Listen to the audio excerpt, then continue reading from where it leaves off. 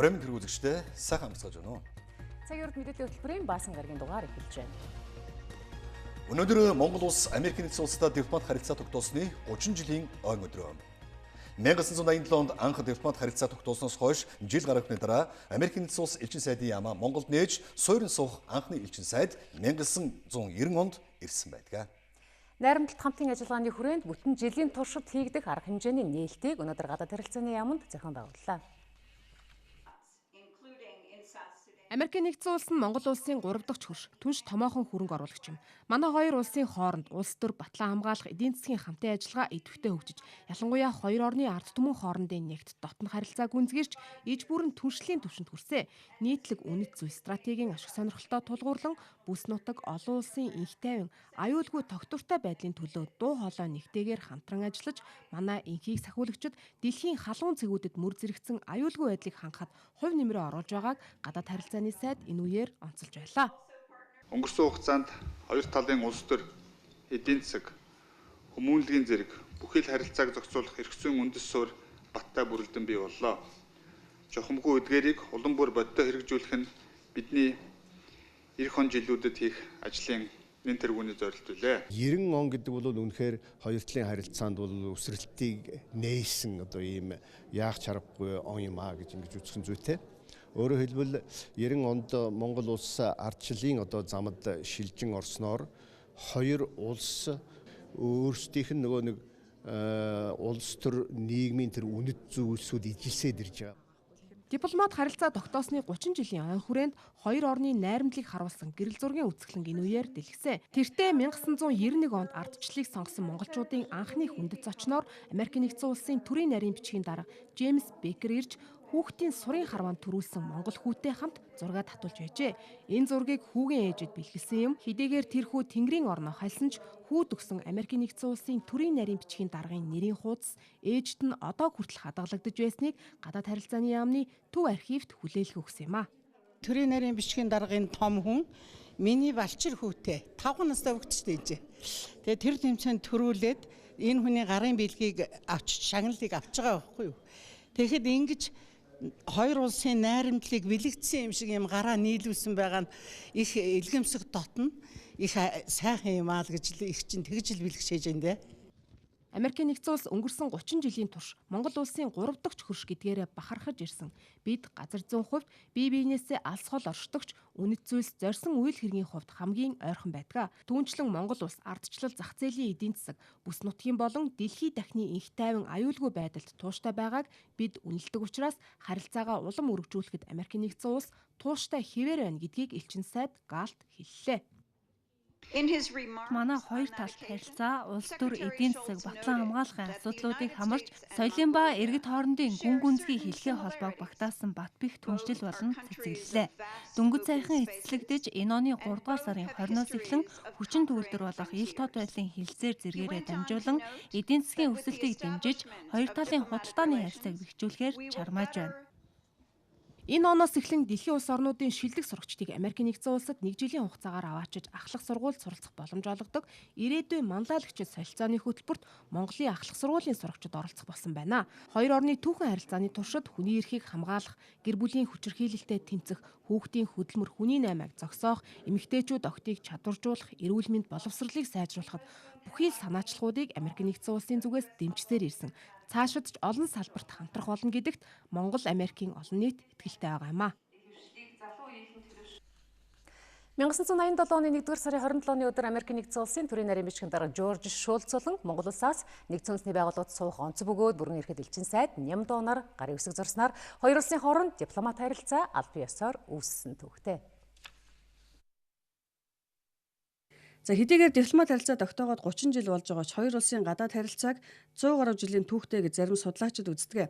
1911-1921 оны хувьсгалуудын дараа тус улстай дипломат харилцааг тогтоох хүчин чармаалтыг идэвхтэй гаргаж байжээ. 1945 оны Яалтын гэрээний дараа Америк нэгдсэн улс Монгол улсын тусгай тогтнолыг хүлээн зөвшөөрч улмаар нэгдсэн үндэсний байгууллагад илснээс хойш 20 жилийн дараа манай улстай энэхүү албан ёсоор дипломат харилцаа тогтоожээ. 1987 оноос хойш хоёр орны өндөр дээд хэмжээний харилцан айлчлууд олонтоо болсон. Америк нэгдсэн улсын ерөнхийлөгч Жорж Буш, За Америкийн нэгдсэн улсын дэд ерөнхийлөгч Жозеф Байден, за Америкийн нэгдсэн улсын төрийн нарийн бичгийн дарга Жон Керри гээд олон өндөр дээд хэмжээний зочдыг Монгол улс найрсгаар өгтөн авсан байдаг. Худалдаа эдийн засгийн харилцааны хувьд бол энэ хугацаанд бол хөрөнгө оруулалтыг хөгжүүлэн жимжих хэлэлцээр, ил тодын байдлын тухай хэлэлцээр, мөн хөрөнгө оруулалтыг дэмжих тухай хэлэлцээр гээд эргэцэн орчин сайн бүрдсэн. Тэгээд энэ 90 оноос хойш хугацаанд Америкийн нэгдсэн улсаас бол Монгол улсад нэг 300 сая гаруй долларын хөрөнгө оруулалт орсон байдаг. За буцалтын тусламжийн хэмжээ энэ хугацаанд нэг 500 сая гаруй долларын буцалтын тусламжийг Америкийн талаас үзүүлсэн байдаг. Одоогоос 10 жилийн өмнө тус улсад жилдээ 3000 орчим монголчууд сурч амьдрах, аялах, ажил хэргийн шугамар зорчдог байсан бол энэ тоо 3 дахин нэмэгджээ. Өнөөгийн байдлаар албан бус мэдээгээр 25000 орчим монгол иргэд Америкийн нэгдсэн улсад ажиллаж амьдарч байна. Монгол улсын ерөнхийлөгч Илбэгдөрч тус улсын шинээр сонгогдсон ерөнхийлөгч Ноён Трамптай утсаар ярьж хоёр орны харилцааг өргөжүүлэх чиглэлээр ярилцсан байгаа. Мөн тус улсад суугаа элчин сайд ч уулзсан байна.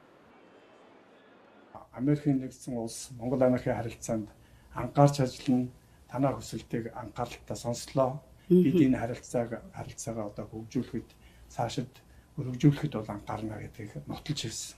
Тэгэхээр энэ хоёр одоо дээр дурдсан ярилцлага ярианаас юу харагчин гэвэл Америкийн шин засаг захиргаа Монгол Америкийн харилцааг хөгжүүлэн бэхжүүлэхэд анхаарна гэдэг нь бол бас харагч байгаа. Энэ бол бидний хувьд бол их таатай мэдээлэл гэж би хэлэх байна.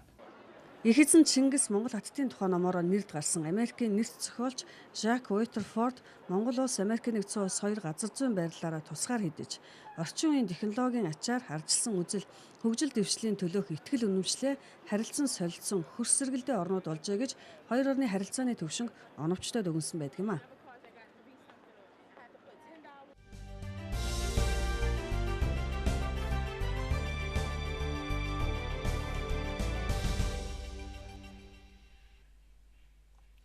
Улсын хурал малын эрүүл мэнд удмын сангийн тухай хууль эргэсэн орчныг шинжилгээр тогтоод байна. Холбогдох хуулийн төслийг засгийн газар санаачлан боловсруулад байна. За тухайн хуулийг батлан гаргаснараа малын эрүүл мэндийг хамгаалах чиглэлээр оновчтой тогтолцоо бүрдэх юм, мөн олон талын нааштай хандлага бий болно гэж хуулийн төслийг санаачлагчид үзсэн байна. Үнэхээр манай энэ биокоммунити шинжилгээ асуудал бас сүүлийн жилүүд засгийн газрын санаачлан боловсруулсан хуулийн төслөөр бол орон нутагт төрийн харьяаллын мал эмнэлгийн салбаруудыг байгуулахаар яригдж байна. Тухайн зохицуултыг хийснээр малын эрүүл мэндийг хамгаалах чиглэлд бодиттой өөрчлөлт гарна гэж Хүнсэд аж ахуй хөнгөн үйлдвэрийн сайд сэргэлэн үзэж байна. Мал эмнэлэг улсын бусад тогтолцоотой болж байгаатай холбоотой суманд мал эмнэлгийн дасаг ажиллана. Суманд байгаа ажиллах мал эмнэлгийн дасаг дээр бол төсвийн хүндрэл бэрхшээл нэмийг тооцож бид бас 2 малын эмчээр тооцсон. За хөдөө аж ахуйн дасаг дээр бол мал зүйч, за зарим улс орнд зарим сумдад одоо агрономч, за нөгөөх нь бол манай хөнгөн жижиг дунд бусад салбараа хариуцсан ийм 3 одоо орон тоотой байхаар ингэж тооцоолж ажиллаж байгаа маа. Энэ нь бол хэвээрээ байна гэсэн. За сумын мал эмнэлгийн тасгийн хувьд итгэмжил өвхийн малын эмч нартай гэрээ байгуулах замаар ажиллана гэсэн тайлбарыг салбарын яамныхан өгч байна. За улсын хурлын гишүүдийн хувьд улсын мал эмнэлгийн тогтолцоог бүрдүүлэх нь зөв гэсэн байр сууриас хандж байна. Гэхдээ хуулийг хэрэгжүүлэх нөхцөл боломжийг бүрэн бүрдүүлэх нь чухал гэдгийг ч улсын хурлын гишүүн Батнасан санууллаа. Ерөөсөө хүний эрүүл мэндийг хамгаалдаг нөгөө төрөгний машин эмч гэдэг шиг ийм албыг одоо байгуулж болох уу? Одоо нэг өвчний голомт хэлэлдээгээд яваад очтол нэг баахан ажлын хэсгээр хүмүүс очдог. Мэргэжлийн бас баахан хүмүүс давхад очдог. Үнэхээр тэд нар өөрнөө үзүүлж байгаа юм уу? Тэрнийхээ оронд мал эмнэлгийн төргөн тусламжийн алба байгуулчих юм бол очоод за нэг 2 хоньны одоо амнаас нэг шүлс хоожлог их тэрнийг чи эмчилчээд буцаад авах хэрэгтэй шүү. Ийм бас туршлага байдаг юм байна. За бас малын эрүүл мэндийг хамгаалах эмийн зөв хэрэглээг бий болгох талаар малчтын мэдлэг боловсролыг дээшлүүлэхэд анхаарна гэсэн чиглэлийг Хүнсэд аж ахуй хөнгөн үйлдвэрийн яамныхан баримталж байна. За тухайн чиглэлээр хуулийн төсөл толгогдох заалтыг тусгасан гэсэн тайлбарыг өгч байгаа юм. За малын эрүүл мэндийг хамгаалах чиглэлээр талуудын үүрэг хариуцлагыг дээшлүүлэхээс эхлээд тодорхой зохицуултуудыг хийхэд ч анхаарах ёстой гэсэн байр сууриас улсын хурлын гишүүд хандаж байна. Тэгээ хуулинд хариуцлага сахилга батыг сайжруулж нэгдсэн удирдлагаар хангана гэж оруулсан байна. Энэ бол бас их зөв гэж үзэж байна. Нэгэнт ингээд салбар нь унчихсан, өвчин ийм их одоо газар автсан, вакцины ховор болцсон энэ үед бол бас нэгдсэн удирдлагаар хангаж иж босгож ирнэ гэж бодож байна. Ер нь бол хариуцлага алдна гэдэг л энэ малын одоо янз бүрийн өвчин одоо дэгдэж байгаатай шууд холбоотой. Тэгэхээр энэ малын одоо хувийн одоо малын эмнэлгийн эмчнэрийн одоо хариуцлага сахилга батыг сайжруулаасаа гэдэг бас энд хэлмээр байгаа. За улсын хурлын хувьд малын эрүүл мэнд удмын санг хамгаалахтай холбогдох хууль эрх зүйн орчныг боловсронгуй болгох өөрчлөх нь зөв гэж үзэж байгаа. За тиймээс холбогдох хуулийн төслийг хэлэлцгээр тогтоод байна. Хуулийн төслийн хэлэлцүүлгийг үргэлжлүүлэх юм аа. Ийм өнөөдрийн хэлцэх асуудлын хуваар дараалал. Улсын хурлын дарга Монгол Ардын намын дарга Миягомбын инхуулд мэдээлэл гаргасан байна. Энэхүү мэдээлэлд ардчилсан намын даргад нэр дэвшин өрсөлдөж байгаа Алтан хуйг нь өчигдөр авилгалтай тэмцэх газар очин байцаалт өгснийхаа дараа хэвлэл мэдээллийнхэнд өгсөн ярилцлаганд намайг ардчилсан намын даргын сунганд нөлөөлж сунгааны өмнө Алтан хуйгийг гэмтэн болгон харагдуулах гэж байгаа мэтээр орон төсгөөгөр гүтгэж нэр төрд халдсанд харамсаж байна.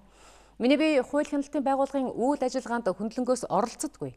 Төрийн ажлын ийм ёс зүйн үйлдэл гаргаж байгаагүй надтай нэг танхимд хэдэн жил хамт сууж байсны хувьд Алтан хуйг гадарлах учиртай. Тиймээс энэхүү увайгүй үйлдэлтэй уучлалт гуйхыг шаардаж байна. Манай намын болоод миний хувьд улс төрийн бусад намын дотоод хэрэгт хөндлөнгөөс оролцох, үйл ажиллагаанд нь нөлөөлөх альва оролдлого хийж байсан удаагүй. Ардчилсан нам алдаа дутагдал дотоод зөрчлөө бусдад нялзаахгүй байхыг хичээнгүйлэн хүсэж байна. Монгол Улсын их хурлын дарга, Монгол Ардын намын дарга Миягомбын инх болд гэжээ. Дараагийн мэдээг танилцуулъя.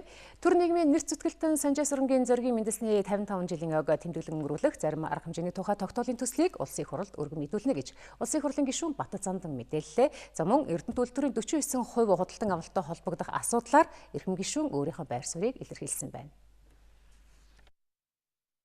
Улсын хурлын гишүүн дэд бүтцийн сайд Санжаа сүрэнгийн зоригийн мэндэлсний 55 жилийн 2017 онд тохиох юм. Тухайн ойг тохиолдуулан олон төрлийн арга хэмжээг авч хэрэгжүүлэх хэрэгтэй гэж улсын хурлын гишүүн Бат Зандан үзэж байна. За тиймээс холбогдох тогтоолын төслийг санаачлан боловсруулсан гэдгээ тайлбарлаж байна. 2017 онд буюу энэ онд Санжаа сүрэн агсны мэндэлсний 55 жилийн ойг тэмдэглэн өнгөрүүлэх түүний амьдрал үйл ажиллагааны талаарх түүхэн үннийг ард түмэнд таниулах, алдар гавьяаг нь мөнхжүүлэх. Мөн Санжаа сүрэнгийн зориг агсанд төрөөс олгосон шагнал, бэлэг дурсгал, эдэлж хэрглэж байсан зүйлсийг Монгол Улсын түүхийн музейд байрлуулах, ойг тэмдэглэн өнгөрүүлэх арга хэмжээний хөтөлбөр төлөвлөгөөг баталж, зохион байгуулах комисс гарган ажилуулах, үүнд шаардлагатай хөрөнгийг засгийн гадраас шийдвэрлэх гэдэг ийм тогтоолын төслийг өргөн барьсан байгаа. Төр нийгмийн зүтгэлтэн зоригийн мэндэлсний 55 жилийн ог тэмдэглэн өнгөрүүлэх зарим арга хэмжээний тухай тогтоол гаргах саналыг засгийн газар дэмжсэн байна. Улсын хурлын гишүүн Бат Зандангийн хувьд Эрдэнэт үйлдвэрийн 49% хувьцааны худалдаа авалттай холбогдох асуудлыг шалгах хууль зүйн байнгын орооны ажлын хэсгийн бүрэлдэхүүнд багтан ажилласан. Ажлын хэсгийн дүгнэлттэй санал нийлж байгаа. Тухайн худалдаа авалт хууль бус болсон гэж эрхэм гишүүн мэдэгдээд байна. Худалдаа хөгжлийн банкнд 400 сая доллар гаргах ямар ч эдийн засгийн хүчин чадвар байхгүй. Ийм бололцоо боломж байгаагүй. Энэ мөнгийг Монгол банкнаас зээлж авсан байна. Энэ мөнгийг бондын мөнгөнөөс авсан байна. Монгол банк хизээч арилжааны банкнд зээл өгөх хэрэг хуулиар байхгүй. Гэтэл Монгол банк хууль зөрчөөд 200 гаруй тэрбум төгрөгийг худалдаа хөгжлийн банкнд энэ зорилгоор ийм зорилгоор зээлдүүлсэн. Энэ бол бүр хууль бус. Энэ хөрөнгийг босгохын тулд бондын мөнгнөөс худалдаа хөгжлийн банк болон хөтөл, дархны цементийн үйлдвэр, дархны төмөрлөгийн үйлдвэрүүд их хэмжээний зээл авсан байгаа бондоос. Өөрөөр хэлбэл ард түмний мөнгөөр ард түмний баялагийг ард түмэнд нь хэлэхгүйгээр хууль бусаар авсан байна. Өөрөөр хэлбэл энэ үл зүгээр дээрэм тонуул. Дээрэм тонуул болсон байна. Монгол Улсын засгийн газар энийг өөрөө худалдан авах бүрэн чадвартай байсан. Монгол Улсын засгийн газарт бондын мөнгө нь байсан. Гэтэл Монгол Улсын засгийн газар худалдаа хөгжлийн банк гэдэг нэртэй хулгайн бүлэглэлтэд нийлж Оросоос ирсэн Асхат, Эрдэнэт, Баргалжууд мөн өчнөө 40 гаруй ордуудыг хууль бус сулгаагаар ингэж хувийн компанид шилжүүлэн өгсөн өөрөө гэмтэргийн шинжтэй үйлдэл байна. Засгийн газрын хувьд Эрдэнэт үйлдвэрийн 49%-ийг худалдаа авах эрхээсээ татгалзахын тулд улсын их хурлаар асуудлыг хэлэлцүүлэх эцсийн шийдвэрийг гаргуулах ёстой байсан гэж улсын их хурлын гишүүн Батцамдан мэдгдлээ.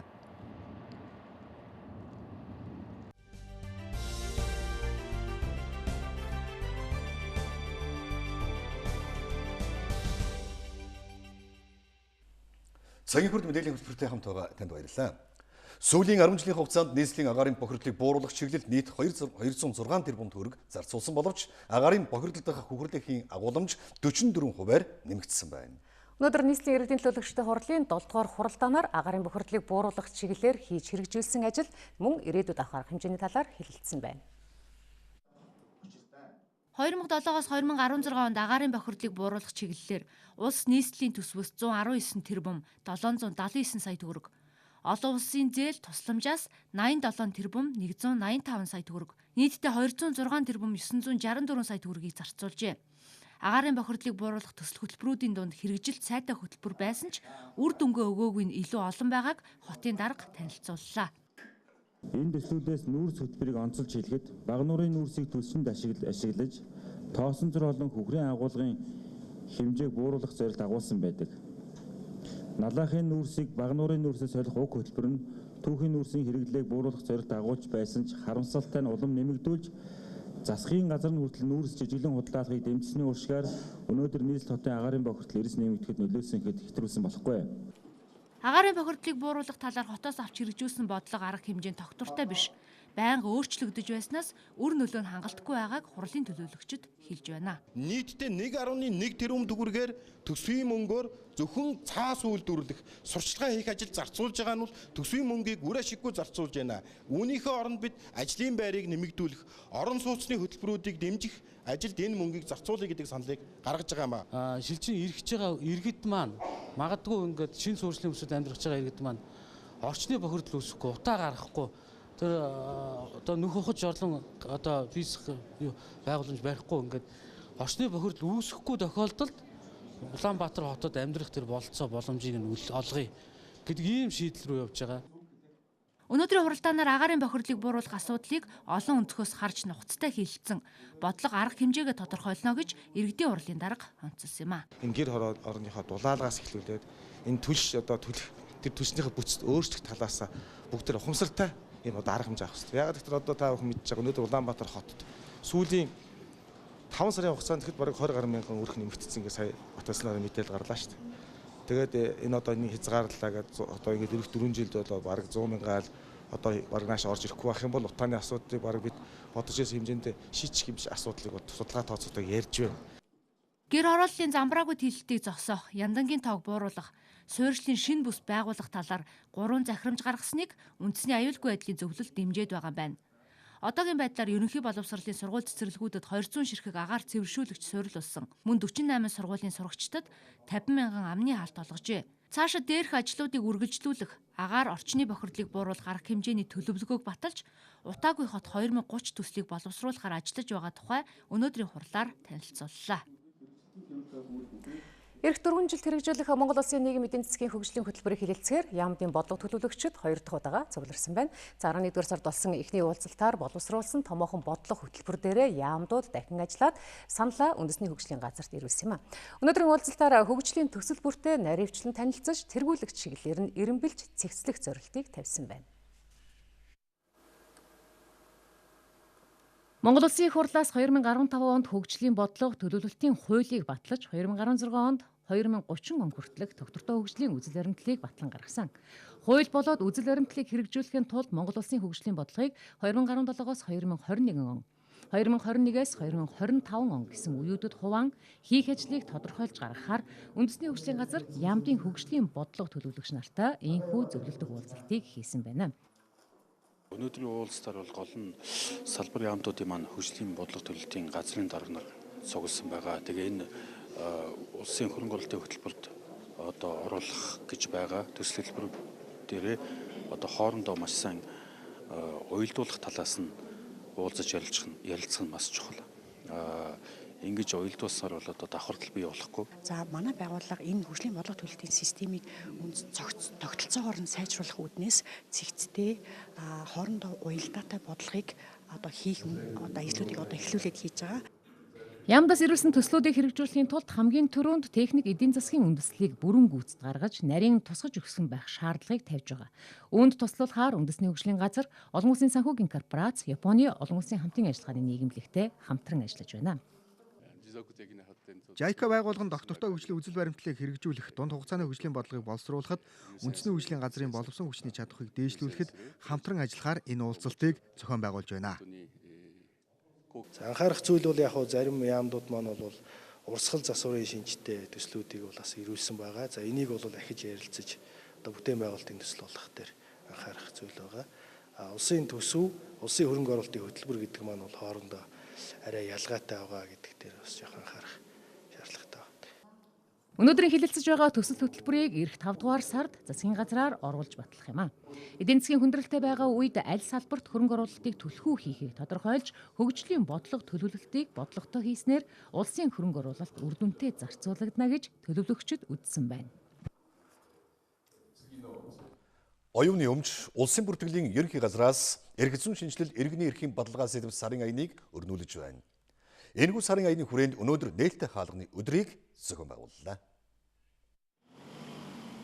Эрх зүйн шинжилэл иргэний эрхийн баталгаа сэдвт сарын аяны хүрээнд олон ажил хийхээр төлөвлөсөн байна. Үүний нэг нь нийслэлийн 9 дүүргийн улсын бүртгэлийн хилтэс болон оюуны өмч улсын бүртгэлийн ерөнхий газрын 1, 2, 3 дугаар байраар үйлчлүүлэгчдийнхээ бүртгэлийн үйлчлэгийг өдөрт нь шийдвэрлэн ажиллаж байгаа явдал юм. Тухайлбал бүртгэлтэй холбоотой бүхий л зөвлөгөө мэдээллийг иргэдэд өгч, гадаадад зорчих эрхийн бүртгэлийн сонголтын үйлчилгээ өдөрт 2 удаа хугацааг сунган олгож байсныг 3 удаа сунгах, иргэний улсын бүртгэлийн засвар өөрчлөлт нөхөн бүртгэлийн үйлчлэгийг үйлчлэгээний танхим тус бүрт гарган иргэдэд бүртгэлийн үйлчлэгээ үзүүлэх болон шинээр үүсгэн байгуулсан компани төрийн бас байгууллагын материалыг бүрэн гүйцэд бүрдүүлсэн тохиолдолд өдөрт нь бүртгэж гэрчилгээ гаргах зэргээр олон үйлчлэгийг шуурхаа үзүүлж байлаа. Хайсан гээсэн тохиолдолд дахиж авч байгаа хүмүүс их байгаа. Одоо яг нөгөө баяр ёслолын үйл ажиллагаа эхэлж байгаа, цагаан сард өгч байгаа тоолбол уршаага явж байгаа хөдөө орон нутгийн иргэд бол маш ирж байгаа. Тэд нар бол ирэл шуурхаа хугацаатай материалаа пассвортаа гаргаж аваад явчихж байгаа. Үйлчлүүлж байгаа иргэд бол төргийн шуурхаа дугаараа аваад дугаар дууцсан цонхнороо үйлчлүүлээл 1-2 минутын дотор өөртөө үзүүлээд аваа явчихж байгаа. Гадаадад зорчих эрхийн бүртгэлийн хилцдээрлэхэд өдөрт 1000-аас 1500 хүн ирж үйлчлүүлдэг байна. Нээлттэй хаалганы өдрийг хэдийгээр ажлын өдөр хийсэн ч иргэд өргөн оролцож байна. Тус байгууллагын хувьд иргэдийн бүртгэл мэдээлэлтэй холбоотой асуудлыг илүү хурдан хугацаанд чирэгдэлгүй шийдэхийн тулд шинэлэг үйлчлэгээнүүдийг нэвтрүүлэхээр зорж байгаагаа хэллээ. Гадаад паспортын гадаад зорчих эрхийн бүртгэлийн бүртгэгчнэр дээр бидэнд голомт банкны ПОЗ машин ажлууд туршилж эхэлж байна. Энэ 17 оны 1 сарын 1-ний өдрөөс эхлээд энэ нь бол иргэд банкнд очиж очрлог төлбөрөө өгөөд буцаж одоо ирээд бүртгэгчд хандах ийм бас явдал суудлахтай цаг хугацаа зарцуулсан одоо энэ тэнд очиж очрлож одоо ингэж үйлчилгээ авдаг байсан бол энд банкны одоо төлбөрийн картаараа ирээл одоо төлбөрөө төлчихвөл тэр газраас бүртгэлээ гадаад паспортынхаа одоо сонголтын үйлчилгээ буюу шинэ гадаад паспорт авах ийм боломж бүрдүүлж ажиллаж байгаа. Түүнчлэн архивын лавлгаа, зохиогчийн эрх, аж үйлдвэрийн өмчийн эрхийн чиглэлээр иргэдэд мэдээлэл зөвлөгөө өглөө, үйлчлэгээгээ иргэдэд илүү ойртуулах үүднээс Голомт банктай хамтран ажилласнаар бүртгэлийн хураамжаа түргэн шуурхай төлөх боломжтой байлаа. Нийслэлийн гэр хорооллын хэмжээнд 12,000 гаруй айл өрхий ямар ч тог цахилгаангүй амьдардаг байна. Энэ асуудлыг шийдвэрлэх үүднээс энэ онд улсын төсөвт 13 тэрбум төгрөгийг суулгаж, за эдгээр айл өрхийн талхавыг цахилгаан эрчим хүчээр хангах ажлыг хийхээр болсон байна. Хөдөөнөөс хотыг чиглэсэн хөдөлгөөн сүүлийн жилүүдэд өссөн. Үүнтэй холбоотойгоор захын гэр хороололд гэрэл цахилгаангүй амьдарч байгаа 12,000 гаруй айл өрх байна. Эдгээрийг хотын эрчим хүчний шугам шүлжээнд холбох нь чухал байгаа юм а. Хамгийн чухал нь бол бид одоо захын дүүргүүдэд бол гэр хорооллыг эрчим хүчтэй болгох. Тэгээд эрчим хүчний найдвартай тасралтгүй үйл ажиллагааг хангахад үйл ажиллагаанд гол чиглэлээ зориулахад л асуудал байгаад байгаа юм. За нийтдээ бол судалгаагаар бол нэг 6400 орчим айл өрх байгаа. Энийг бол энэ жил бол одоо бид нар улсын төсөвт нэг 13 тэрбум орчим төгрөг суулгацсан. Ингээд эрчим хүчтэй болох үйл ажиллагааг бол эхлүүлнэ. Манай улсын эрчим хүчний хэрэглээ жилээс жилд өснө нэмэгдэж байгаа. Үүнийг дагаад захилгаан эрчим хүчний станцуудын хүчин чадлыг нэмэгдүүлэх шаардлага нийслэлдч төдийгүй хөдөө орон нутагт гарч байна. За одоогоор манай ачаал өвлийн эргэлж 8 мегаватт гарч байна. Тэгэхээр одоо энэ ус үндсэндээ сурлагчийн чадлын 70% гарч чад байгаа. Тэгэхээр цаашид ерөөсөө энэ асуудал дээр нэлээ өвчин шатлыг нэмэгдүүлэх шаардлагатай байгаа. Одоо ингээд хэвлэгчдийн өсөн нэмж байгаа хэрэглээ өдөр тутам нэмэгдэж байна. Түүнчлэн станцуудын техник технологийн шинжилгээг хийх нь тулгамдсан асуудлын нэг болсон. Аль 1980-ад оноос хойш ашиглаж байгаа тоног төхөөрөмжүүдийн ашиглалтын хугацаанд дуусаад удаж байгаа юм байна. Үндсэндээ манай цахилгааны тоног төхөөрөмж үндсэн тоногломод бас аль 1980 оноос эхэлж ашиглалтанд орсон 6 кВт-ийн хуваарлах байгууламжууд тэгээд магадгүй бас манай өндөр хүчлийн кабель шугам тэгээд цахилгаан үндсэн тоноглолуудыг бол бас зайлшгүй хөрөнгө хүчний асуудлууд манад бас нэлээд бас шинжлэх зайлшгүй шаардлагатай байдаг. Ер нь насжилт өндөр байна. Эрчим хүчний одоо үйлдвэр дээрч тэр дамжуулах сүлжээн дээрч тэр түгээх сүлжээн дээрч тэр манай одоо дэд станц шугамын насжилт бол өндөр байна. Ойролцоогоор 30-аас 40% нь бол те нэг одоо 35-аас 40-оос дээш жилийн одоо ажиллагаанд байсан өндөр насжилттай байна.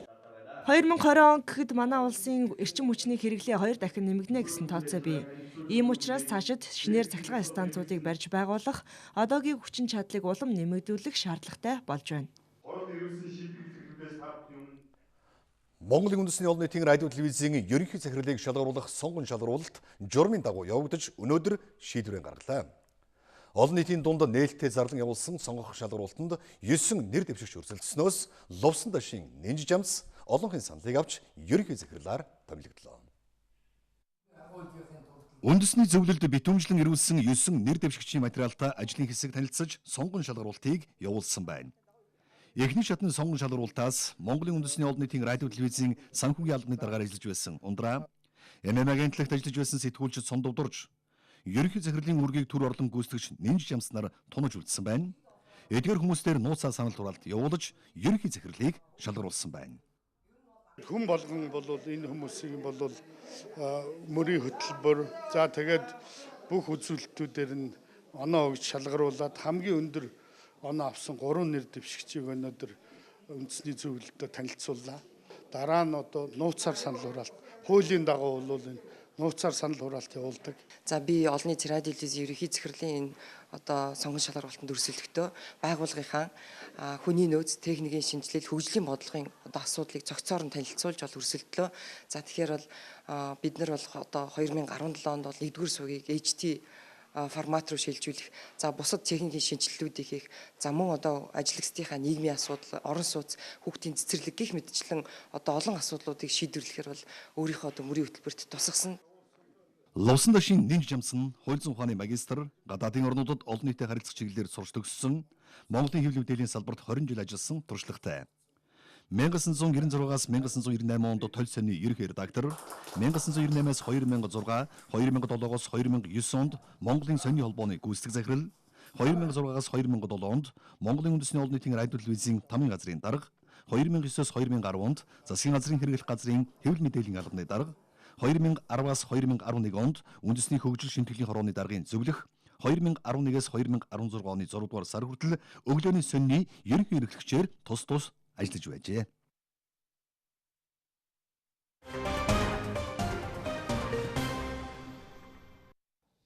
Оройн дэргийн үзэгчтэй өчигдөр Ахмад насны тухай хууль батлагдсантай холбогдуулан бид хуулийн дэлгэрэнгүй мэдээллийг хүргэхээр хөдөлмөр нийгмийн хамгааллын төрийн нарийн бичгийн дарга өнөр баяртай уулзаад байгаамаа. Тэгэхээр хуулийн тухай тодорхой мэдээллийг юун төрөнд өгөхгүй юу? За засгийн газрын үйл ажиллагааны хөтөлбөрт ахмадуудад зориулж ач санах хуулийг батлана. Зам насны иших болох тухай ийм үзэл санаа бол тусгагдсан байгаа. За энэ хүрээнд бол манай яам ажиллаад ахмад насны тухай хуулийг санаачлаад улсын их хурлд өргөмөрсөн. Улсын их хурл одоо өчигдөр хэлэлцээд эцэслэн батлаа. За энэ хуулийн одоо хамгийн гол чухал онцлог нь бол ахмадуудын нийгмийн халамжийн асуудлаас гадна хөдөлмөрлөх, эрүүл мэнд, одоо суралцах, бусад олон төрлийн үйлчилгээнүүдийг цогцоор нь одоо багтааснараа энэ хууль бол одоо их ихэнх онцлогтой болсон гэж үзэж байгаа. За энэ хуулийн одоо нэг том үзэл санаа нь бол ахмадуудад насны ишиг олгоно гэдэг энэ хуулиар баталсан. За хууль маань одоо хэрэгжиж эхэлсэн. Тэгэхээр цагаан сарын өмнө бол ахмадуудад насны ишиг олгоно. Цагаан сарын өмнө олгоно гэхээр ямар байдлаар олгох юм? За насны ишгийг бол яг насны ангиллалтаагаар олгоно гэж байгаа шүү дээ. Тэгэхээр тэр олгох одоо дис дараал нь ямар байдлаар байх вэ? За энэ 2017 оны төсөвт бол насны ишиг олгоход зориулаад 20.5 тэрбум төгрөг тусгасан. За энэ мөнгөний хүрээнд бол 4 янзаар бол одоо үе чадтайгаар өгөх гэж байгаа. За нэгдүгээрт нь бол 65-аас 69 насныханд 50,000 төгрөг, 70-аас 79 насныханд 80,000 төгрөг, 80-аас 89 насныханд бол 150,000 төгрөг, 90 болон түүнээс дээш насныханд бол 250,000 төгрөгийг жилд 2 удаа олгоно гэж байгаа. За эхний олголт бол одоо энэ цагаан сараар олгоно. За энэ бол одоо эхний олголт учраас бол одоо бичгээрөнд хүрдүүлэх гэдэг асуудал бол одоо хамгийн чухал болж байгаа. 2 сарын 1-ээс эхлээд ахмадууд маань харьяа дүүргийнхээ нийгмийн халамжийн газар хандаж болно. За насны ишиг авахд бол бүрдүүлэх материал бол Вашингтон иргэний үнэлгээтэй авахд бол ер нь болно. Иргэний үнэлгээтэйг өөрийн биеэр очиод нийгмийн халамжийн асуудлаар үүссэн мэрэгчлэлтнүүдтэй бүртгүүлээд тэгээд өөрийн сонгосон банкаараа бол одоо дамжуулаад авах боломжтой байгаа. Хэрвээ тухайн иргэн өөрөө очиж авах боломжгүй байгаа бол өөрийн одоо итгэмжлэгсэн төлөөлөгчөө явуулаад авах тийм боломжтой байгаа. За энэ хуулийн үйлчлэлийн хүрээнд бол бид нар бол нэг 122,000 орчим ахмад энд хамрагдана гэсэн ийм бодолтой байгаа. Гадаадд байгаа ахмадуудын хувьд за мөн хөдөө орон нутагт байгаа ахмадууд ямар байдлаар хамрагдах вэ? Хөдөө орон нутагт байгаа ахмадууд ч гэсэн одоо сумынхаа нийгмийн халамжийн асуудал хариуцсан мэрэгчлэлтэнд хандаад иргэний үнэлгээ баталгаажуулаад ингээд явж боломжтой. За харин энэ дээр нэг 2-3 асуудал яригдах хэрэгтэй нэг зүйл нь бол гадаадд байгаа ахмадууд яах юм бэ гэхээр гадаадд байгаа ахмадууд бол яг адилхан хамрагдах хэрэгтэй. За мөн өөрөөр хэлбэл асрамжийн газар байгаа ахмадууд ч гэсэн бас хамрагдана. За мөн одоо хорих газар байгаа ахмадууд ч гэсэн одоо бас энд хамрагдах эрх нь бол нээлттэй байгаа. За гол нь 65 наснаас дээш насны бүх ахмадууд энэ хуулийг ижил тэгш үйлчлэнэ. Гэхдээ насны ишигмийг бид нар бол нэг юм ойлгох хэрэгтэй. Энэ бол ахмад насны одоо урт насалж байгаад нь одоо урамшуулж байгаа тийм зүйл юм а гэдгийг нэг хэлэх хэрэгтэй.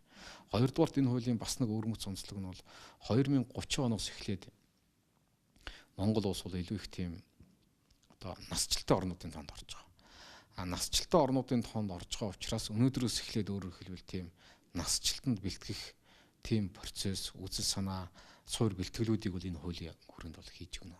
Ахмад наснуудын тэтгэврийн доод хэмжээ нь хөдөлмөрийн өсний доод хэмжээнээс доогуур байна гэдэг. Яг энэ тэтгэврийн тал дээр бас ямар өөрчлөлт байна?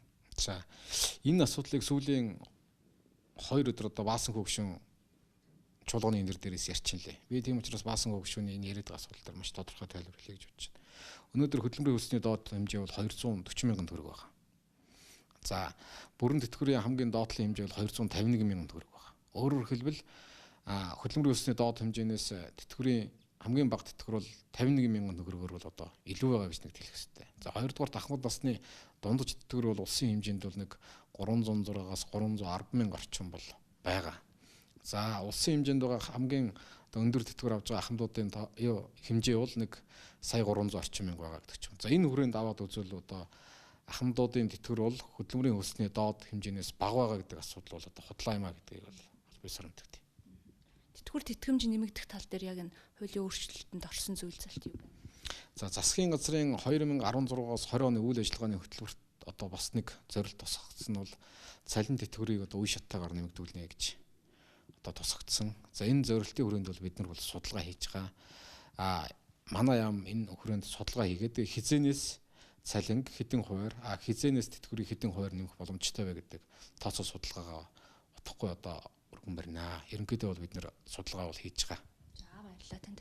Үзэгчдээ бид та бүхэнд ахмад насны тухай хууль батлагдсантай холбогдуулан хуулийн тухай дэлгэрэнгүй мэдээллийг салбарын яамны төрийн нарийн бичгийн даргатай ярилцсан хүргэлээ. Анхаарлаа хандуулсанд баярлалаа.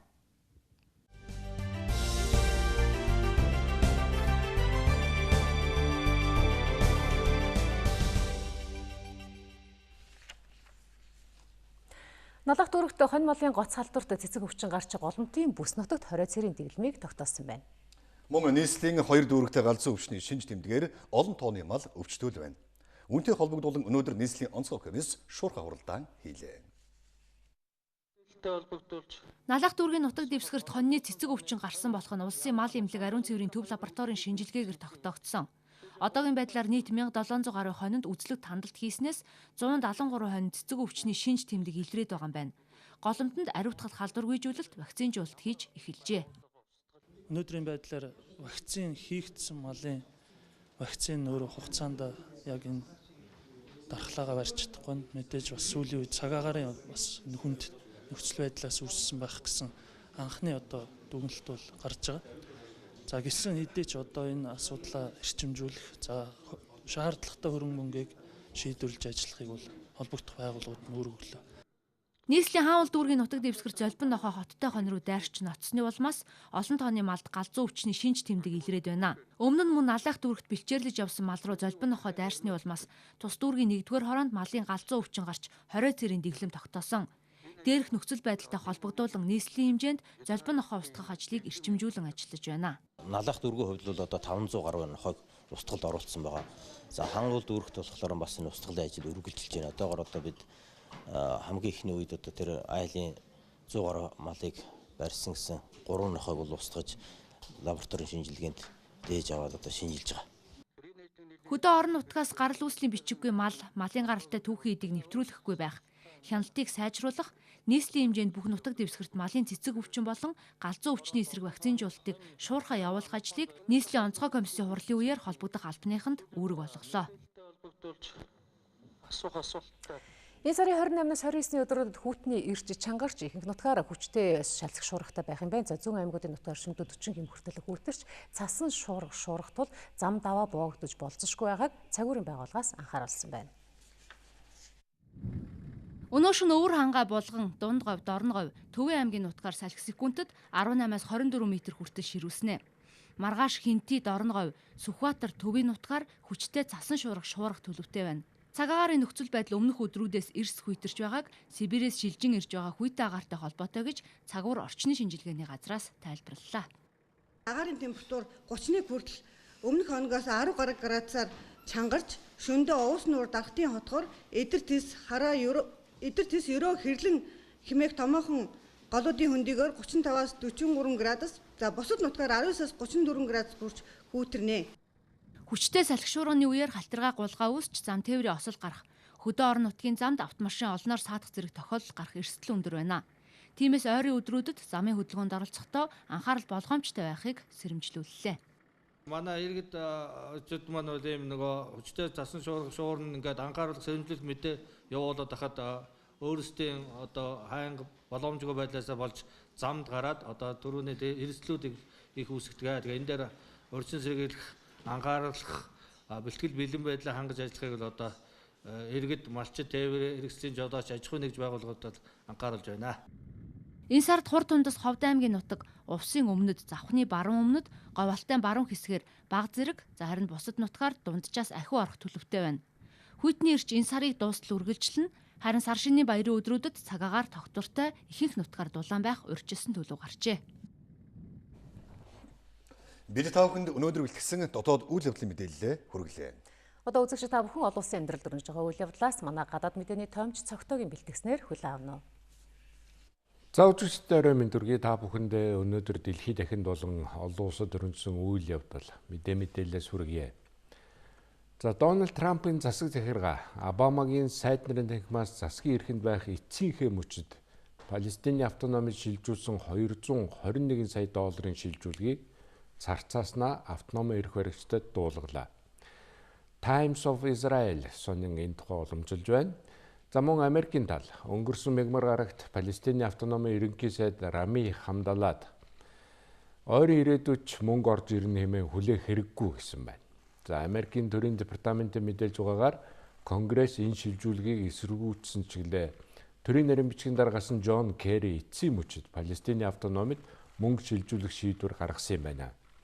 За Обамагийн засаг захиргаа Палестинд хөрөнгө зориулан гаргаж байгаагийнхаа төлөө нэг бус удаа шүүмжлэлд өртөж байсан. За энэ мөнгө Америкийн олон улсын хөгжлийн агентлагаас гардаг бөгөөд Ярдан галын баруун эрэг болон Газын зурвасын ард иргэдэд тусламж үзүүлэхэд зориулагдсан мөнгө байдаг юм байна. За их сурвалжуудын мэдээлж байгаагаар энэ 221 саяыг оруулахгүйгээр Палестин өнгөрсөн 2016 онд Америкийн засгийн газраас 250 сая доллар авсан юм байна. Орос Японы гадаад амны төлөөлөгчид ирэх 2 дугаар сарын 1-ний өдөр Москва хотноо хийх уулзалтаараа Курилийн цувуу арлын өмнөд хэсгийн арлууд дээр аж ахуйн хамтарсан үйл ажиллагаа явуулах боломжийг судалж үзнэ гэж Японы гадаад иргэн сайд Фумио Кисида мэдээллээ. Хоёр орон хооронд энхийн гэрээ байгуулах асуудлыг ураг шахиулахын тулд бид хоёр талын харилцаанд анхаарал хандуулж Курилийн арлууд дээр аж ахуйн хамтарсан үйл ажиллагаа явуулах, хуучин эдгээр арал дээр одоо амьдарч байсан Японы иргэдэд арлуудад чөлөөтэй зорчих асуудлаар нэлээд улс суурьтай сан солилцох болно гэж сайд хэлсэн байна. За мөн тэрээр Японы талаас энэ уулзалтад гадаад иргэний орлогч сайд Такео Акиба оролцсон гэдгийг нотолж байна. За Оросын талаас уулзалтад Оросын гадаад иргэний орлогч сайд Игорь Маргулов оролцох юм байна. За Орос улбаны улсын ерөнхийлөгч Владимир Путин өнгөрсөн оны 12 дугаар сарын 15-наас 16-нд сүүлийн 11 жилд анх удаага Японд айлчилж энхийн гэрээ, Курилийн аралтай холбоотой асуудал, за мөн хоёр орны эдийн засгийн харилцаа, хамтын ажиллагааны асуудал хэлэлцээ. За энэ айлчлалын дүнд Путин Шинзо Абе нар хамтарсан мэдээлэл гаргаж, Курилийн арал дээр аж ахуйн хамтарсан үйл ажиллагаа явуулснаар энхийн гэрээ байгуулах асуудал нааштай том алхам хийн хэмээн тохирсон. За Орос Япон хоёр өнгөрсөн зууны дунд үеэс хойш дундаа завсартайгаар энхийн гэрээ байгуулах асуудлаар зөвлөлдөж ирсэн. За хоёр орон хооронд энхийн гэрээ байгуулж чадахгүй байгаагийн гол шалтгаан нь Курилийн цувуу арлын өмнөд хэсэг болох Итуруб, Кунашир, Шикатан, Хабамай арал хинийх вэ гэдэгт байгаа юм. За дэлхийн 2 дугаар дайны дараа эдгээр арлыг зөвлөлт холбоот улсын бүрэлдэхүүнд оруулсан. За гэвч Япон улс өөрийн газар нутаг хэмээн маргадаг юм а. За Йеменд үргэлжилж байгаа цэргийн мөргөлдөөн дэлхий дахинд цар хүрээгээр хамгийн том тооцогдох өлсгөлөнд хүргэж болжгүй гэж Нэгдсэн үндэсний байгууллагын нэн яралтай тусламж үзүүлэх асуудлыг зохицуулагч Стивен О'Брайен мэдэгдэж байна. За тэрээр аюулгүй зөвлөлийн хуралдаанд хэлсүүгэнд Йеменд 10 сая гаруй хүн хоол хүнсний дутагдлаас болж өлсөж үхэхтэй тулаад байгааг онцолж эдгээрийн 2.2 сая хүүхэд гэдэгт онцгой анхаарал хандуулсан байна. За О'Брайен үгийнхээ төгсгөлд Йеменд хүмүүнлэгийн нөхцөл байдал өдөр хоногоор биш цаг минутаар муудаж байна. Зэвсэгт мөргөлдөөн шатлан өргөжих хандлага ажиглагдж байна. Улс хооронд өдөр бүр бөмбөгдөлт, зэвсэгт мөргөлдөө үргэлжилж байна.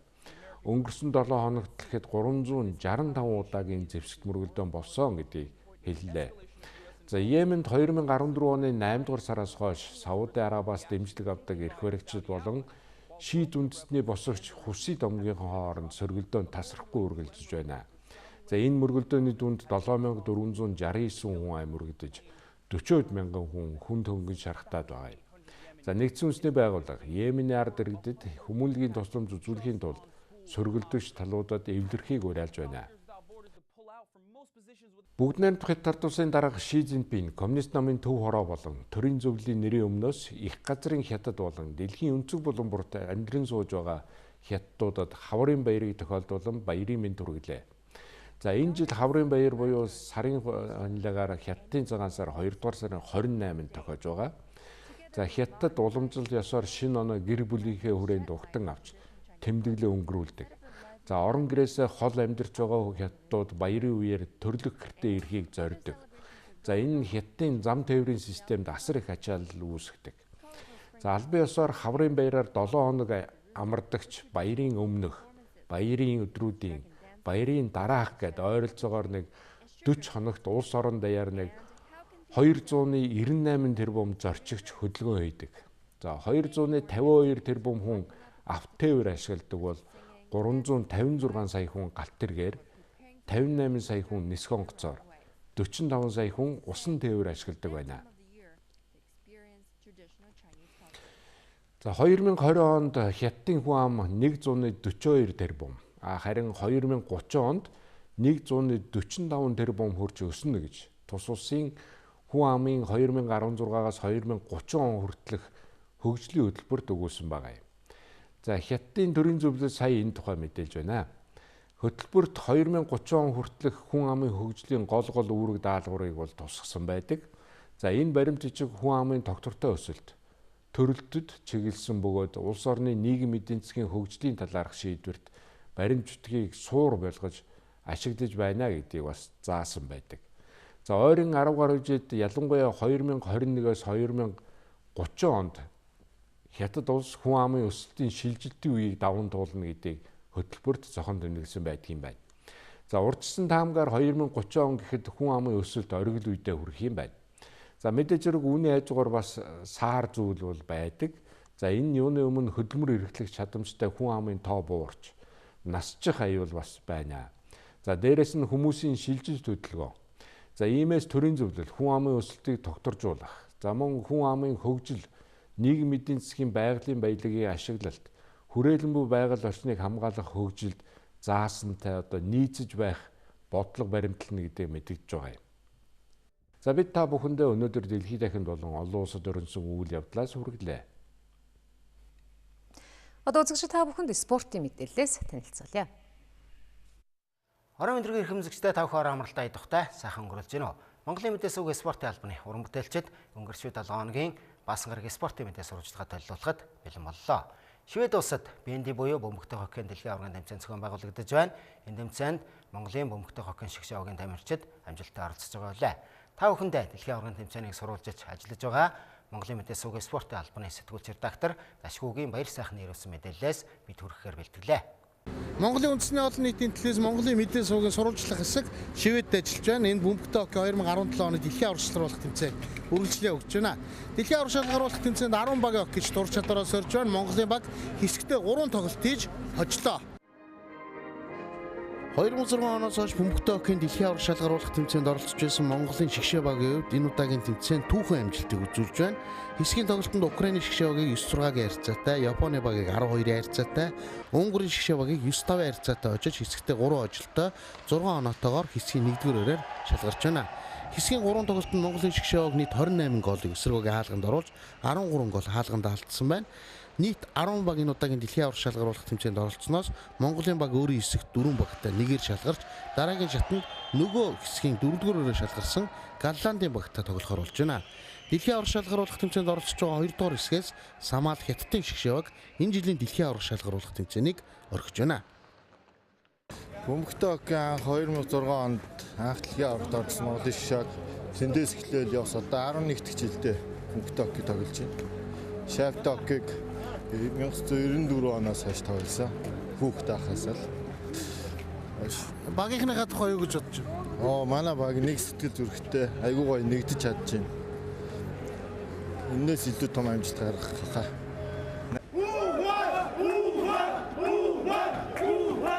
Одоо хоолоогоос өөртөө орилоо. Ятбургийн монголчуудаас одоо бид дэмжиж байна. Хоолоогоос өөртөө орилоо. Энэ түүхэн агшны гэрч болсондоо их баяртай. Үүнээс дагаас Монголд Швед үндэсний холбоо болон нийт монголчуудаа энэ банди хоккей Монголын багтаа өртөө цаашдаа өндөр амжилт өгсөд медаль авахыг хүсэн өрөөж байна. Хоолоогоор сөөцүүдийг ориллоо. Одоо уучлаарай гэж хэлээ. Дэлхийн аварга шалгаруулах тэмцээнд оролцож байгаа 10 баг 2 хэсгээр шалгарсан 4 баг 1-4-3-2 гэсэн системээр тоглоно. Монголын баг Голландын багтай, Канадын баг Украины багтай, Эстон, Япон, Чех, Унгарийн шигшээ баг тоглох юм а. Дэлхийн аварга шалгаруулах тэмцээний шилдэг 8 тоглолтууд болж хагас шигшээ тоглолтод тоглох багуудын нэр тодорно. 28-ны өдөр энэ жилийн бөмбөгтэй хоккейн дэлхийн аварга шалгаруулах тэмцээний медальтнууд тодорно. Монголын үндэсний олон нийтийн телевизийн Монголын мэдээ сувгийн уран бүтээлчид энэ удаа Шведэд ажиллаж байна. Шведэд бөмбөгтэй хоккей 2017 оны дэлхийн аварга шалгаруулах тэмцээний 4 дахь тоглолтоо Монголын баг тамирчид Голландын багтай ээж Голландын багийг хоцсноор шилдэг 4-т үлдлээ. Шведийн Тролхат хотноо үргэлжлээ өгж байгаа бөмбөгтэй хоккейн дэлхийн аварга шалгаруулах тэмцээний 1-р хэсэгт Унгар, Украин, Японы багийг 6 оноотойгоор хэсгээд хэрэгжүүлсэн. Монголын шигшээ багийн тамирчид өнөөдөр шилдэг 8 тоглолтод Голландын багтаа тоглож Голландын багийг 6-2-ийн харьцаатайгаар хоцсноор шилдэг 4-т үлдэж хагас шигшээ тоглолтод тоглох эрхээ авлаа. Энэ тоглолтод Монголын багийн товтлогч Роман 4 гол оруулж багийн ахлагч Тамир 1 гол оруулсан байна. Монголын хоккейчдын цуврал үргэлжилж хагас шигшээ тоглолтод тоглох эрхээ авлаа. Хагас шигшээ тоглолт өнөөдөр Шведийн цагаар 21 цаг 30 минутаас Монголын цагаар маргааш үүрийн 4 цаг 30 минутаас болно. Хэрвээ хагас шигшээ тоглолтод Монголын баг тамирчид хожих юм бол бөмбөгтэй хоккейн дэлхийн аварга шалгаруулах тэмцээний мөнгөн медалийн болцол хангаж шигшээ тоглолтод тоглох эрхээ авах юм а. Би бөмбөгтэй хоккейгээр хичээлээд одоо 2 дахь жилийнхаа дэлхийн аваргад орж байна. Тэгээд манай багийн амжилтын хувьд гэвэл байж боломжгүй сайхан амжилтыг гаргадаг. Монголын хувийн хөгжлийн шилдэг эрхтэй сургуулиудын нэг бол 1964 оны Токиогийн зуны олимпиаданд оролцогч, 1968 оны Мехикогийн зуны олимпийн наадмын 8 дугаар байрын шагналт Азийн зуны спортын наадмын мөнгөн медаль, Монгол улсын гавьяа тамирчин, Дайс цэвгийн намжламаагийн үүсгэн байгуулсан Мон Алт ус бие тамирын дээд сургууль үлээ. Тус сургууль үүсгэн байгуулагдаад 20 жилийн түүхтэй байгаа тэмдэглэж байна. Өнөөдөр тус сургуулийн 20 жилийн нэрмжид бодибилдингийн тэмцээн зохион байгуулагдлаа. Мон Алт ус Пурпугт сом 2017 бодибилдинг бизнесийн энэ оны анхны тэмцээн Мон Алт ус бие тамирын дээд сургуулийн үүсгэн байгуулагдсны 20 жил тус сургуулийн харьяа Пурпугт клубын 5 жилийн хүрээнд эхэлж байгаа юм а. За энэ тэмцээнд дэлхийн хошийн аварга угуулц цэцэг, олон улсын хэмжээний мастер жамц Саруулбат, Монголын мистер Батэрдэн дэргүүтэй Аз төв дэлхийн аваргын тэмцээний медальтай шилдэг тамирчид оролцож байна. Тэмцээний нээлтийн ёслолын үеэр Пурпугт клубыг үүсгэн байгуулагч Мон Алт ус бие тамирын дээд сургуулийн анхны төгсөгчдийн нэг, олон улсын хэмжээний мастер жамцад бие тамирын спортын газрын дээд алтан учир шагнал, Мон Алт ус бие тамирын дээд сургуулийн багш дасгалжуулагч Батбаяр Гамболд нарт бие тамирын спортын тэргүүний ажилтан цол тэмдэг Ганбаатарт бие тамирын спортын газрын хүндэт жуух бичгийг гардуулан өгч баяр хүргэлээ. За мөн 2016 оны дэлхийн аварга шалгаруулах тэмцээний алтан медальт Ичин Норовт Монголын үндэсний олимпийн хорооны алтан од шагналыг гардуулан өгсөн юм. Энэ тэмцээний онцлог нөх юм бол одоо шинэ төрлүүд орж ирж байгаа. Спорт модель ангилал буюу эрэгтэйчүүдийн одоо далайн эргийн орнуудын ангилал одоо хувцастай болон мөн богино шорттойгоор гарч ирж байгаа. Мөн одоо модель бикини ангилал буюу одоо загвар тал руугаа тийм одоо бүсгүүчүүдийн маань юм ангилал гарч ирсэн байгаа. Энэ нь бол мөн адилхан бикинитэй болон одоо хувцас мөн царай төрөх фэйс шалгаруулах ийм маягаар болж байгаа юм аа. Тэмцээнд оролцож байгаа залуучуудаа баяр хүргэе гэж бодож байна. Ер нь энэ спорт бол ингээд хөгж ирээдүйтэй байсан юм а гэдгийг тэртээ 1997 онд би харсан юм а. Энэ юу гэхээр би өөрөө бол хөнгө атлетикийн спортоор хичээлдэг, шилжилтийн төрлөөр тэгтээ бол голдуу одоо штанганд ордог байсан. Тэгээд би бодсон энэ бодибилдинг гэдэг спортыг л хөгжүүлье гэж. Тэгээд энийг зарж хөгжүүлсэндээ маш их баяртай байна. Мон Алт ус Пурпугт сом 2017 тэмцээн эрэгтэй эмэгтэй бодибилдинг төрөлд улсын аварга болон олон улсын тэмцээний медальтай шилдэг тамирчид залуучууд гэсэн хоёр ангилалд зохиогдож байгаа бол удаах төрлүүд эрэгтэй спорт модель, эмэгтэй бикини ангилалд аварга тодруулна. Ододогийн 23 клубын 100 гаруй тамирчдаас тэмцээний дөрмөсөөр ангилал тус бүрийн эхний 5 байр шалгарсан тамирчид шигшээ шатанд оролцож медальнуудаа тодруулах юм а. Спортын мэдээ үргэлжилж байна. Дараагийн мэдээ гэвэл их хурлын нийслэлд өнөөдөр өрнөсөн спортын том ахмал явдлын мэдээлэлээс үргэлжлүүлэн үзүүлэхээр бэлтгэлээ. Монгол улсын хурандаа генерал Сандвин 10 дангийн нэрэмжит Монгол улсын цэргийн гавьяаны Улаантугийн одонд онцгой байдлын ерөнхий газрын аврах тусгай ангийн нэрэмжит шатрын тэмцээн өнөөдөр боллоо.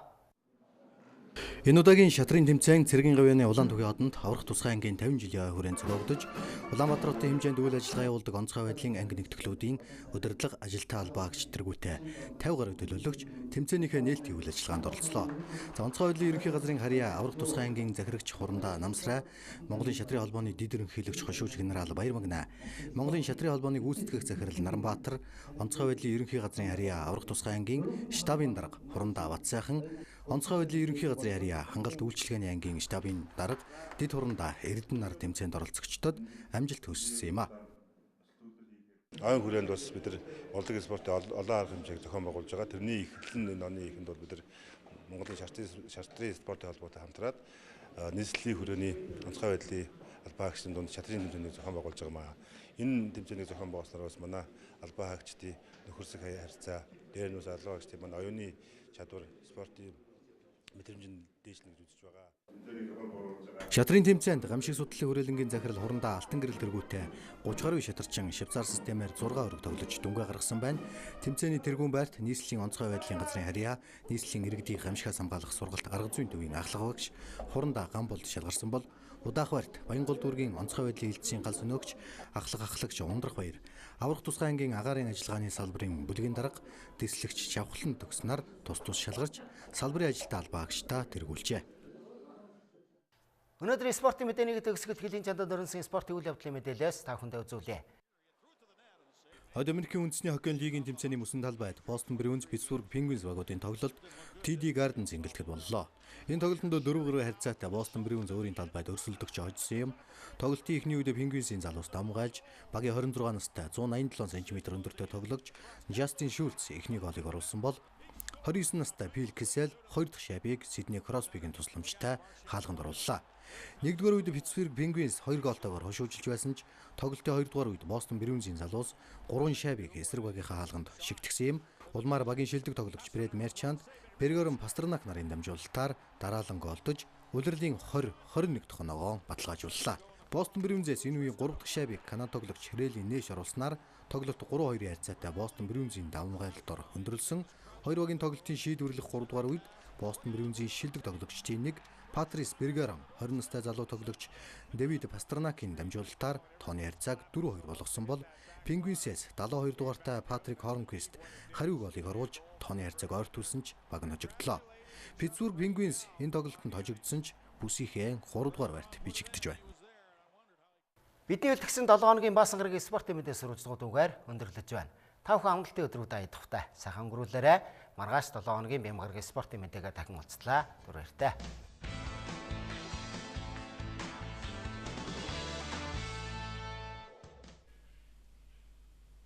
Одоо та бүхэнд ойрын өдрүүдийн цаг агаарын мэдээ танилцуулъя. Өлгийд шөнөдөн 23 өдөртөө 11 хэм хүйтэн. Улаангомд шөнөдөө 40 хэм өдөртөө 27 хэм хүйтэн байна.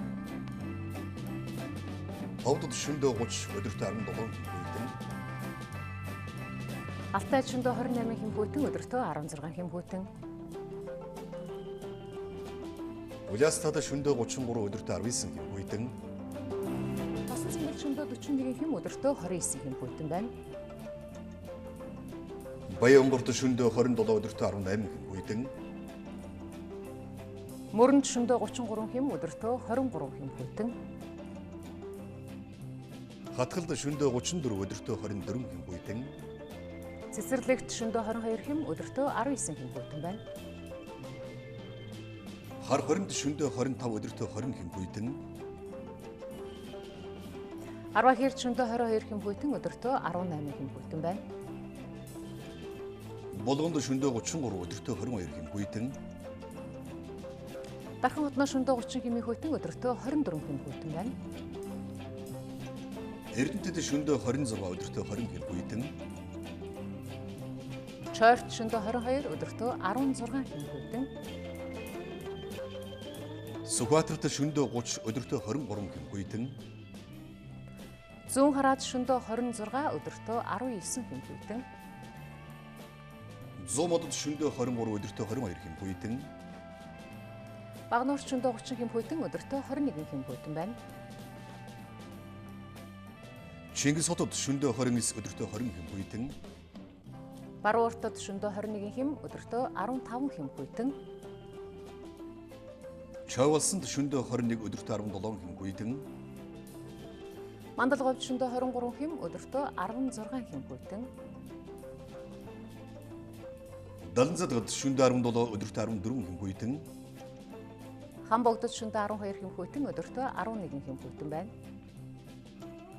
Сайншандад шөнөдөө 17 өдөртөө 12 хэм хүйтэн. Замын өдөд шөнөдөө 15 хэм өдөртөө 11 хэм хүйтэн. Нийслэл Улаанбаатар хотод шөнөдөө 24 өдөртөө 22 хэм хүйтэн байх болно.